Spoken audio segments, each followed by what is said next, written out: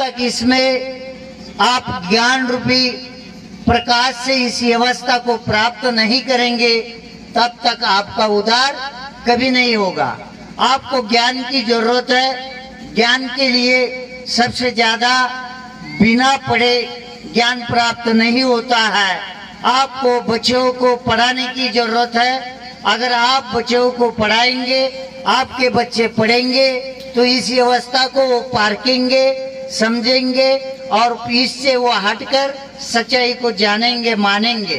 तो इससे ज्यादा इस व्यवस्था को समझने के लिए लोग परमात्मा को बाहर जो खोज रहे हैं, तो गुरु महाराज ने मंदिर, मस्जिद, अन्य प्रकार के इसके अंदर गुरु महाराज ने परमात्मा के बारे में नहीं ये चीज बताने का काम किया है।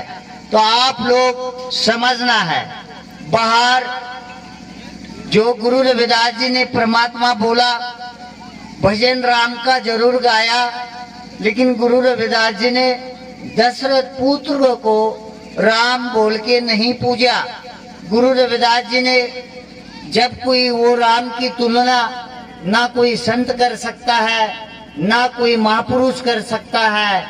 ये जो व्यवस्था सदगुरु रविदास जी ने आपको समझाने का काम किया है कि वो परमात्मा कब पैदा हुआ है, वो कोई माई का लाल आज आपको बता नहीं सकता है कि संसार कब, कौन से दिन निर्माण हुआ है और संसार कब नष्ट होगा।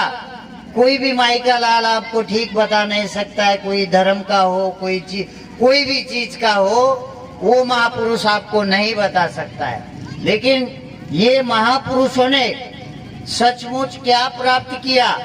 जो पिंड आपका है, शरीर, वही शरीर महापुरुषों का है। लेकिन महापुरुषों ने पूरी व्यवस्था को जानने का काम किया।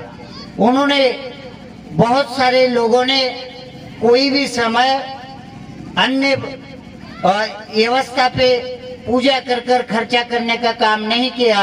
उन्होंने अंदर खोज कर कर प्राप्त करने का काम किया। जिसको ये व्यवस्था के बारे में प्राप्त हो गया, उन महापुरुषों ने इस व्यवस्था को, संसार के सिस्टम को पकड़ते हुए संसार के लोगों को समझाने का काम किया है।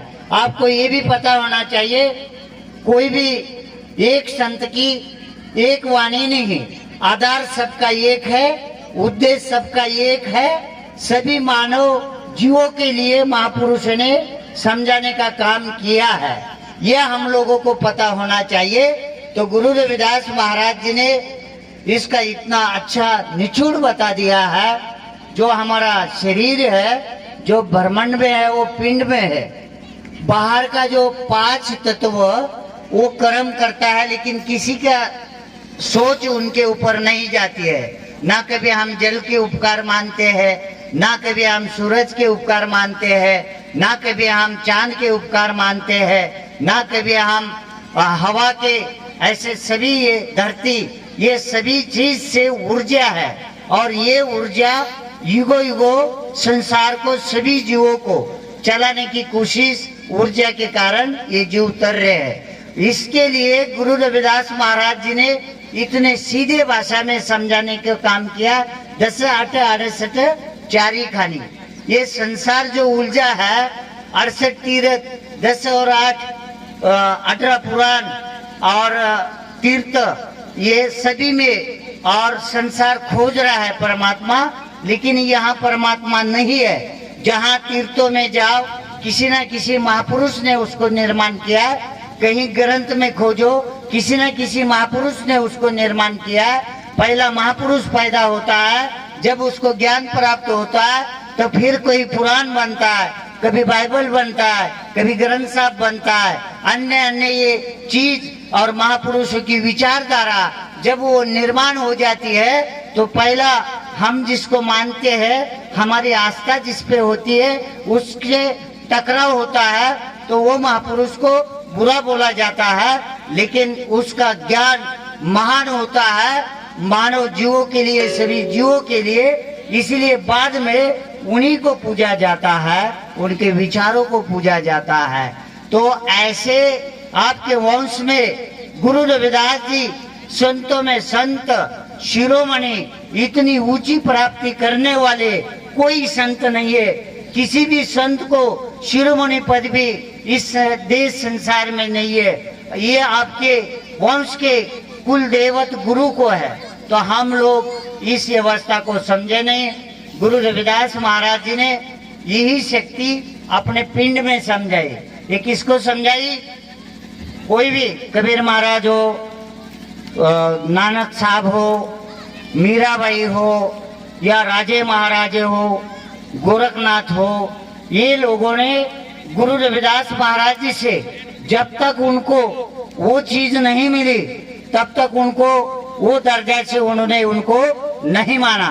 तो गुरु रविदास महाराज जी की परीक्षा गोरखनाथ से हो रही थी कि परमात्मा के बारे में खोजने के बारे में। तो गोरखनाथ का समय आया तो गोरखनाथ नाना प्रकार जगह जाके, जल हो, धरती हो, आकाश हो, सब पाताल हो, जहाँ जहाँ जाके परमात्मा को खोज के आते, तब उनको कहीं परमात्मा नजर नहीं आता है। लेकिन गुरु रविदास जी आपके जगह से हिले नहीं।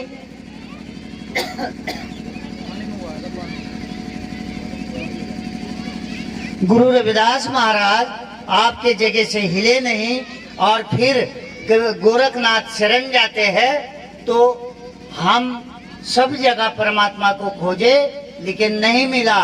लेकिन परमात्मा है कहाँ? तो गुरु रविदास जी ने संसार में जो परमात्मा बताया है, आप यकीन नहीं मानेंगे, बाहर जो 5 तत्व है वो अपना अपना कर्म कर रहे हैं। वो आपको नुकसान भी दे सकते, फायदा भी दे सकते। बहुत सारी बारिश गिरेगी तो ये बह सकता है, बड़ा तूफान आएगा तो ये पूरा बर्बाद हो सकता है। कोई भी चीज तापमान बढ़ेगा नष्ट हो सकता है। तो ये शक्ति जो है पिंड के अंदर हमारे है। जो अभी अभी वो चमार शब्द का वर्णन की जा रही थी, वो जो लड़की के मुंह से आप सुन रहे थे, तो उसने जो बोला कि इस पिंड के अंदर, पहली बात उसको ये कहना था कि सारा संसार चमार है और सचमुच चमार है। तो उसका वो अर्थ गुरु महाराज ने बताया। लेकिन इस शरीर में जो हमारे ये नाड़ियां है, जो हमारा रक्त है, जो हमारा पूरा फिट परमात्मा ने इस पिंड के अंदर किया है।